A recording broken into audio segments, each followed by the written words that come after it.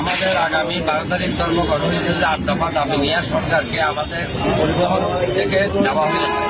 8 দফা দাবির মধ্যে আমাদের ড্রাইভার সমাজকে এখন বর্তমান 80 লোককে ঘুরিয়ে রাখছে, 302 ধারা দিয়েছে এবং 5 লক্ষ টাকা জরিমানা করিয়াছে এবং মালিক পক্ষকে বিভিন্ন রকমের হয়রানি করতে আছে।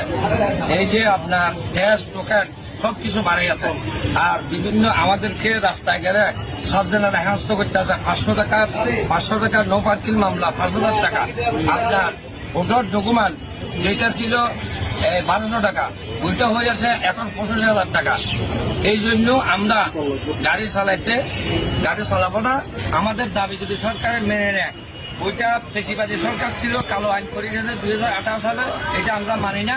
এখন বর্তমান ইউনুস সাহেব সরকার আছে, আমাদের উপদেষ্টা সাহেব আছে, ওনারা যদি আমাদের এগুলো দাবি নেয়, আমি মনে করবো যে আমরা ইনশাল্লাহ গাড়ি চালাবো, নাইলে আমরা ধর্মঘট করে যাব। ইনশাল্লাহ আমরা প্রত্যেকটা পরিবহনের নেতাদেরকে আমরা সহযোগিতা করে যাবো।